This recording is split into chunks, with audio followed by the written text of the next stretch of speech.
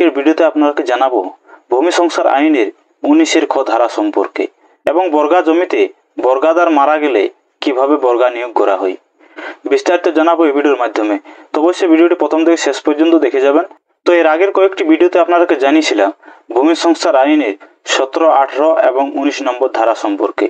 যদি ওই আগের ধারাগুলো আপনারা না দেখে থাকেন তাহলে অবশ্যই সেই সব ধারাগুলো দেখে নেবেন এবং সেই ভিডিওর লিঙ্কগুলো ডিসক্রিপশনে দেওয়া আছে, চাইলে আপনারা সেখান থেকে ভিডিওগুলো দেখে নিতে পারেন। তো চলুন আজকের মূল বিষয়টি শুরু করা যাক। ভূমি সংস্কার আইনের 19-এর খ ধারায় বর্গাদার কর্তৃক চাষের অধিকার সমর্পণ বা পরিত্যাগের কথাগুলো বলা আছে। প্রথমত, যদি কোনো বর্গাদার তার বর্গা চাষের অধিকার সমর্পণ বা সারেন্ডার করতে চান অথবা স্বেচ্ছায় বর্গা চাষের পরিত্যাগ করেন, সেক্ষেত্রে জমির মালিক বা বর্গাদার বা অন্য যে কোনো ব্যক্তি 18 ধারায় ক্ষমতা প্রাপ্ত অফিসারের নিকট লিখিতভাবে সেই পরিত্যাগের খবর জানাতে পারেন। ক্ষমতা প্রাপ্ত অফিসার বলতে বোঝায় বিএলআর অফিসের বিএলআর সাহেব বা ডিএলআর অফিসের আধিকারিকগুলো। দ্বিতীয়ত, ওই লিখিত খবর পেয়ে অথবা নিজের ইচ্ছায় অর্থাৎ ওই অফিসার বর্গাদারকে নোটিশ করে বর্গাদার ও জমির মালিক উভয় পক্ষকে শুনানির সুযোগ দিবেন। তিনি যেমন অনুসন্ধান করা দরকার বোধ করবেন তেমনটিই করে বা যতটা অনুসন্ধান করা উচিত তার ব্যবস্থা করে সিদ্ধান্ত নেবেন। অর্থাৎ সেখানকার যেসব ক্ষমতাপ্রাপ্ত অফিসার থাকবে তারা কিন্তু নিজে সেই জমিটাতে সরজমিন তদন্ত বা ফিল্ড ইনকোয়ারি করবে এবং সেই করার পর বর্গাদারটি স্বেচ্ছায় চাষের অধিকার সমর্পণ করছেন কিনা এবং সেই তদন্ত করার পর বর্গাদার ও জমির মালিককে উভয় পক্ষকে শুনানির জন্য ডাকা হবে। অর্থাৎ চাষ ছাড়ার ব্যাপারটিতে কোনো রকম আর্থিক, সামাজিক বা রাজনৈতিক চাপ কাজ করছে কিনা বা কোনোভাবে ভয় দেখানো বা সুবিধা সৃষ্টি করা হয়েছে কিনা সেটা দেখাই উপরোক্ত অফিসারের দায়িত্ব।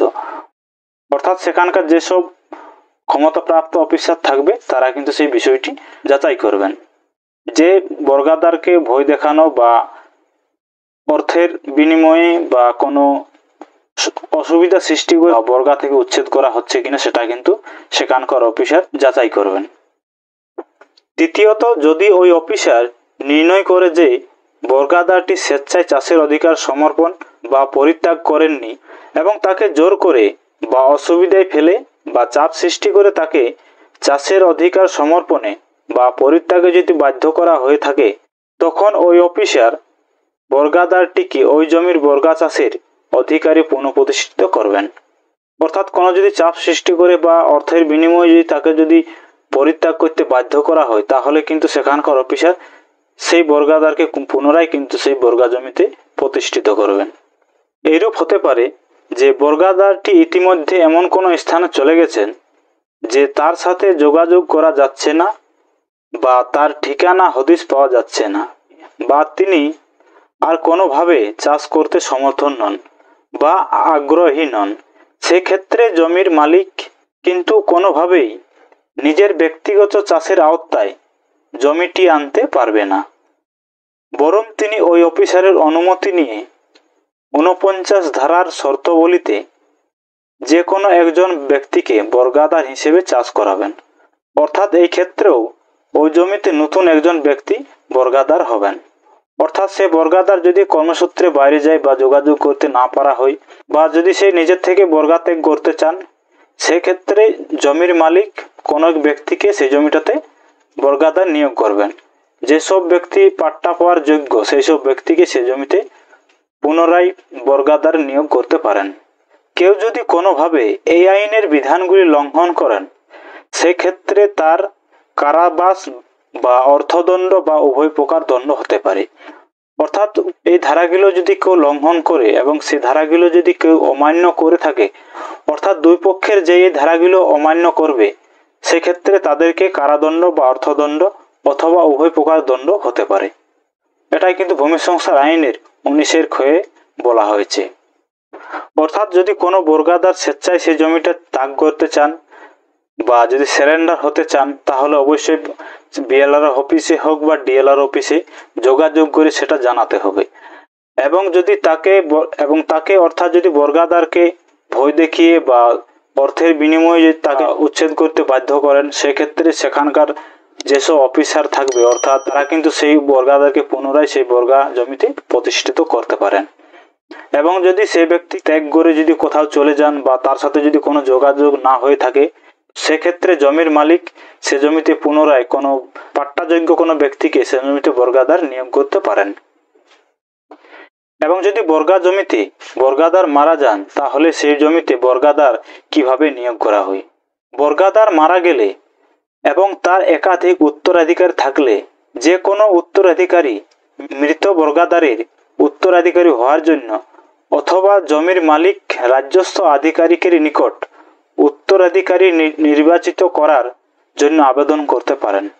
অর্থাৎ সে জমিতে যদি বর্গাদার মারা যান, তাহলে বর্গাদারের যেসব ওয়ারিশ থাকবে তারা সেই বর্গা জমিতে বর্গা পাওয়ার জন্য অফিসে গিয়েও আবেদন করতে পারেন, এবং সেটা কিন্তু বর্গাদার মারা যাওয়ার 1 মাসের মধ্যে করতে হবে। সাধারণত যারা বর্গাদার অল্প শিক্ষিত বা সমাজের পিছিয়ে পড়া মানুষ আইন সম্পর্কে অনভিজ্ঞ, ফলে সময় মতো আবেদন করতে পারেন না। সে কারণে তারা দেরিতে আবেদন করলেও বিষয়টি সহানুভূতির সাথে বিবেচনা করে বিষয়টিকে মওকুফ করে শুনানি করা বাঞ্ছনীয়। অর্থাৎ সেই আবেদনটা যদি 1 মাসের আগে করতে না পেরে থাকেন, তাহলে তাদের ক্ষেত্রে কিন্তু সেটা মওকুফ করারও আইন বা প্রসেস কিন্তু রয়েছে। উত্তরাধিকারের মধ্যে একাধিক দাবিদার থাকলে রাজস্ব আধিকারিককে নিজের বুদ্ধি বিবেচনা দিয়ে সরজমিনে তদন্ত করে বিষয়টিকে নিষ্পত্তি করবেন। অর্থাৎ মৃত ব্যক্তির যদি একাধিক ওয়ারিশ থাকে এবং প্রত্যেকেই যদি সে জমি পাওয়ার জন্য আবেদন করে থাকেন, সেক্ষেত্রে অফিসার সে জমিটাতে তদন্ত করবে এবং সেটা নিষ্পত্তি করবে। সাধারণত বর্গাদার মারা গেলে বর্গাদারের ওয়ারিশের মধ্যে যে চাষমাসের মধ্যে নিযুক্ত থাকে তাকে কিন্তু বর্গাদার নিয়োগ করা হয়। যে কোনো একজন ওয়ারিশ সে জমির বর্গাদার হতে পারবে। সেক্ষেত্রে যে বড় হয় তাকেই কিন্তু অগ্রাধিকার দেওয়া হয়।